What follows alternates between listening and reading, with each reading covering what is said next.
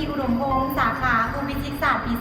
2มื้อนี้สิมารายงานวิชาดาราศาสตร์ในหัวข้อที่ว่าโครงสร้างดาวอังคารนำพาโดยอาจารย์ปวีสุวรรณวงศ์ซึ่งจะเป็นแนวใดนั้นไปติดตามพร้อมกันเลยเราจะมาเข้าหัวข้อที่1โครงสร้างดาวอังคารดาวอังคารเป็นดาวเคราะห์ที่ห่างจากดวงอาทิตย์เป็นอันดับที่4เป็นดาวเคราะห์ที่น้อยที่สุดอันดับที่2ในระบบสุริยะจักรวาลมองจากดาวพุธดาวอังคารมีลักษณะแกนหมุนคล้ายคือกับโลกของเฮาจึงเฮ็ดให้เกิดมีฤดูกาลใกล้เคียงกับโลกดาวอังคารหมุนอ้อมรอบตัวเองใช้เวลา24ชั่วโมง37นาทีดังนั้นในระยะเวลา1มื้อจึงใกล้เคียงกับโลกของเฮาดาวอังคารเป็นดาวเคราะห์ที่มนุษย์รู้จักกันดีแต่สมัยบูฮานดาวอังคารได้ปรากฏเป็นสีแดงส้มเราจะมาต่อข้อที่2โครงสร้างภายในของดาวอังคารประกอบเป็น3ภาคส่วนคือสั้นพื้นผิวรวมกับสั้นเปลือกนอกสั้นหลอมละลายและสั้นแกนในสุดสั้นพื้นผิวรวมกับสั้นเปลือกนอกลักษณะเป็นสั้นหินมีสีแดงเพราะเป็นออกซิดเล็ก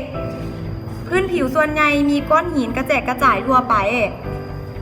สั้นหลอมละลายมีลักษณะเป็นหินแล้วเหนียวหนาประมาณ 1,600 กิโลเมตรและสั้นแกนในสุดเป็นลักษณะแข็งมีรัศมีประมาณ 1,700 กิโลเมตรที่มีส่วนประกอบเล็กเป็นส่วนใหญ่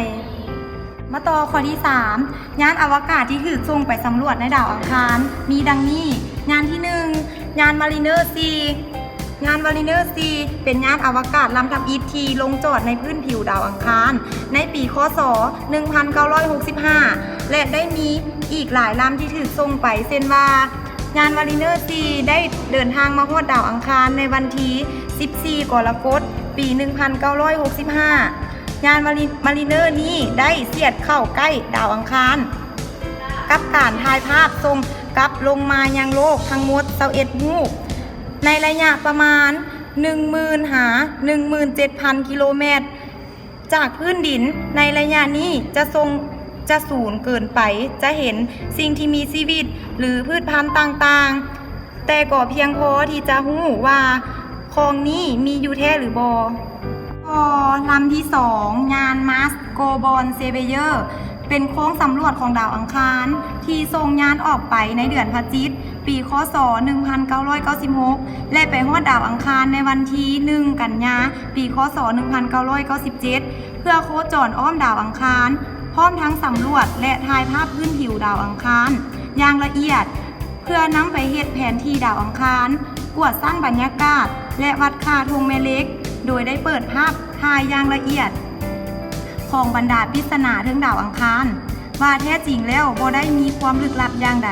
เพราะเป็นเพียงเนินภูที่ถูกการคัดเจาะจากลมและน้ำเท่านั้น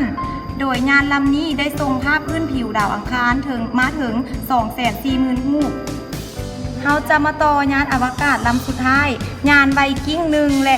2เป็นยานฝาแฝดของสหรัฐอเมริกาในปีพ.ศ. 2519เมื่อยานแฝดลงจอดบริเวณพื้นราบเพียง2แห่งแต่คนละซีกของดาวอังคารห่างกัน 6,500 กิโลเมตรแต่ผลการสำรวจคล้ายคือกันพื้นผิวทั่วไปประกอบไปด้วยก้อนหินสีแดงหลากหลายขนาดแตกต่างกันมาวันนี้การรายงานของข้าพเจ้าก็ได้สิ้นสุดลงแล้วซึ่งว่าผิดพลาดประการใดก็ขอโทษขออภัยมาที่นี่ด้วยขอขอบใจ